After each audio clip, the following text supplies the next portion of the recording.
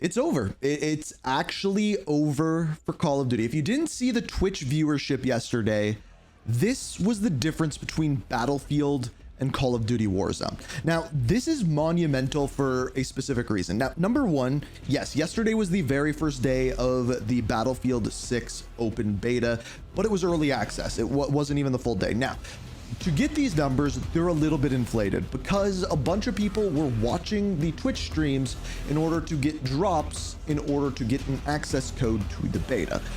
But regardless, that was also on the same day that a new season launched for Warzone, which added a new event, which added a new Easter egg, which normally blooms the viewership for Call of Duty up quite high. But it didn't happen because Battlefield 6 is here. And it's not playing around.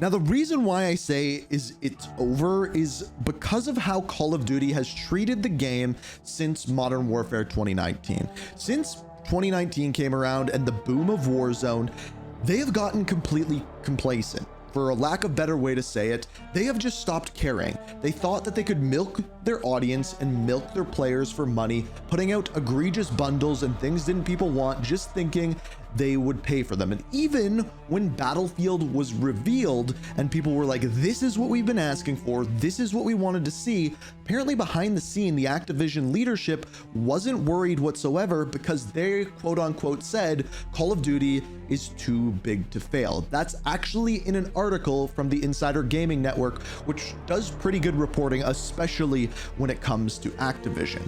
Yet, when they're not worried, look at the difference in viewership. And don't get me wrong, here is the honest to goodness truth about Call of Duty. It is actually too big to fail. If you look at yesterday getting trounced by Battlefield, another first-person shooter, still 13,000 people were watching the game, which in comparison to most other games on Twitch is okay. It's not great, but it's okay. And even if Call of Duty has a horrible year or years, the IP is still so big that it will sell millions upon millions of copies. But by Call of Duty standards, what is failing? Because technically, if a Call of Duty game sells 10 million copies, which seems like a ton, that is failing by Call of Duty standards. And this may very well be the first year that that could happen in a very long time. The question is, how?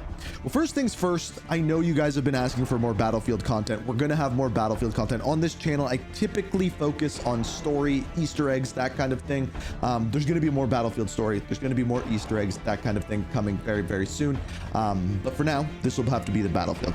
I real quickly did want to talk about some of my thoughts from the open beta, because quite literally, I was shocked. Upon playing this, I assumed because it was a Battlefield game, I thought it would be buggy. I thought the servers would be bad, and I thought there'd be like a lot of hitching, a big server delay, trouble getting into the servers. And at first, that was the case. There was a 300,000 person queue to get into the game. But after an hour of launch, what was at 4 a.m. Eastern Standard Time, the problem was solved. People were in the game. The server queue only lasted a few minutes. And with the announcement of a 60 hertz servers all around, the game felt fantastic. The connection, the hit detection, already on day one of a beta, felt better than Warzone has felt all year. This is what Warzone looks like when I am in a pre-game lobby to this day. In an open beta, with millions of people playing an unfinished game, I didn't have one moment of Battlefield that looked like that. The graphics are great. The sound is phenomenal. The optimization on PC is far better than I think Warzone has ever been. The game feels tight and the guns feel good. Now, going to more of like the surprising side of things, the first time I started booted up and played the open beta for Battlefield, I was shocked with how fast the time to kill was, just because I haven't played a Battlefield game in so long. But because there's this fast time to kill, basically any gun you can do well with, and my personal favorite was actually an SMG, even at long range, which might need some balance in the long run, but each gun has its place. The LMGs work in this game because yes, the movement speed is slower and everything, but they have such low recoil and the maps are so much larger than Call of Duty's. LMGs actually have a place. Battle rifles have a place. Assault rifles, sniper rifles, and even the shotguns are really, really good.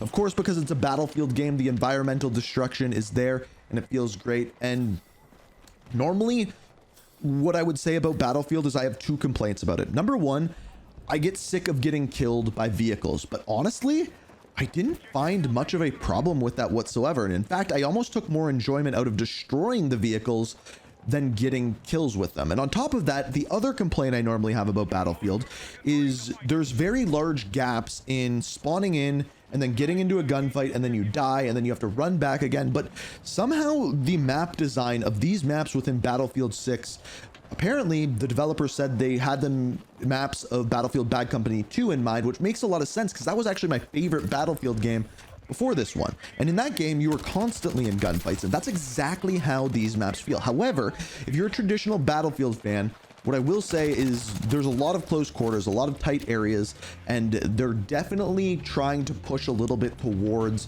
the Call of Duty side of things on that. Now, as I mentioned before, since Modern Warfare 2019, that is when we had our last big resurgence in Call of Duty. And I truly believe that is because we had a couple of years with Infinite Warfare, with Black Ops 4, where people got pushed away from Call of Duty a little bit and they started to panic. They started to have competition. So immediately, Call of Duty needs to come back with something big to reinvent the wheel, or really just put it on a new engine. And that is what they did with Modern Warfare 2019. And after that boom, they just kind of rode that wave for such a long time, not listening to the audience, thinking everything that they did was right. A great example of this was Warzone 2.0. When creators went and played that early, everyone told them that this was not the thing that people were going to want, and lo and behold, it's one of the biggest failures ever in Call of Duty. Yet Battlefield comes along this year and listens to almost everything that people have wanted, and they wonder why the viewership, why the players are pulling the plug on Call of Duty to go over there. Not to mention, there are things coming to Battlefield 6 that aren't even shown yet. There is going to be a full campaign, which of course we're going to cover the story on. On top of that, there is Portal, which is essentially Forge, but in Battlefield, where you can create your own mode, create your own games, things along those lines. And what I'm left wondering is, what can Call of Duty do to compete with this? And I truly believe that this year, they're behind the ball. They have gone too long without listening to the community. It is sad to see, but things that people ask for, like a Portal style mode in Call of Duty to create your own maps and create your own modes, Call of Duty didn't do it because they got complacent. They put in skins that people didn't want to see. Meanwhile, Battlefield has come out and said, hey, this is a military shooter, a modern military shooter. Why would we be putting these crazy skins like Nicki Minaj in the game? Like, quite literally calling out Nicki Minaj on that one. Now, the beta for Battlefield 6 isn't perfect. For example, some of just like the middle of the road thoughts that I have is I think the SMG's a little bit too easy to use. The leveling is pretty slow, but I don't personally have a problem with that. And guns feel really easy to use. Like, not a ton of them have a lot of recoil, and by the time you actually get attachments on them, most guns are full-on laser beams, which, give it some time. I think once they balance maybe the time to kill a little bit more and some weapons a little bit more, I think those things will be fixed. But at the same time, as I was playing the beta, I realized that a couple things are definitely missing. I truly believe that there needs to be a server browser. The server browser in the game would improve this drastically, because I found myself, I know there's only 3 maps right now in the beta, but just playing the same maps over and over and over and over again. And it was like literally I just played Cairo a million times in a row. Also, there needs to be a little bit more balance for the small team modes. As a Call of Duty player, as I was playing the small team modes, I realized there was pretty much no reason to play an engineer. There's no vehicles in that, which means the abilities that you unlock throughout a game are basically pointless, because your abilities as an engineer are to repair vehicles, and it just doesn't quite work. Yeah, like some of the gadgets are fun to use in that, but I think there could be a little bit more balance done there. And here's my final thoughts on this. I truly believe that this could be a year, maybe the only year ever. I don't think it has ever historically happened, that I think Battlefield is going to outsell Call of Duty. The hype around it is insane. You guys specifically, I've been a channel where I focused around the story of Call of Duty, and in every single video that I upload, you want me to do more and more backstory on Battlefield, which, by the way, there's a lot of it. There's a lot of untapped potential that I haven't done there yet. And if you want to see more Battlefield videos, just show me by hitting that like button. But I think what it's going to come down to, the longevity of Battlefield 6 as a whole. The base is there for an amazing game. The base has been built. The gameplay is fluid. It looks great. It sounds great. Kind of like how we felt about Modern Warfare 2019 back in the day. But they have to continue to listen, and what comes next is how they treat the live service model. This has been the part that Call of Duty has done so poorly over the last years. What are they going to do for their battle pass? Is it going to be a system that's just based off of playtime? Is it going to be based off of challenges? How much is it going to cost? And on top of that, what are the microtransactions going to look like? We know that they're doing bundles. We know that they're doing selling cosmetic items. But one, how much are they going to cost? Two, are they going to be worth actually buying? And three, how ridiculous will they go with them? That is another really important question. And the last thing is player retention. I think in the first person genre, mainly because of Fortnite, shooter games are having to be forced to have like weekly or almost bi-weekly events or challenges or new game modes, which in the past you could just do every single season, once a month, once every 2 months. But now it's almost like something weekly needs to be added in to keep people's attention. And if Battlefield can do those things better than Call of Duty while listening to the community and building off of this base, this could be the next big shooter. It really, really could. And I must say, since the beta came out, I have really been enjoying it.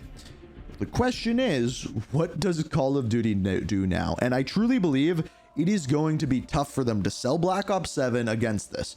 If you've seen any of the leaks, which I'm probably going to be covering tomorrow or the next day, they have gone in a very different direction. It doesn't look like they're going for a realistic shooter. It doesn't look like that whatsoever. Yet they also haven't committed to doing a fully futuristic shooter with wall running and crazy stuff like that. So they're just kind of in this limbo area where what they're building doesn't compete whatsoever. And I don't know. I don't know how they do the marketing next, but time will tell. We will see. And right now, Battlefield is kicking some ass. We are reaching for the stars, but we're making this too hard.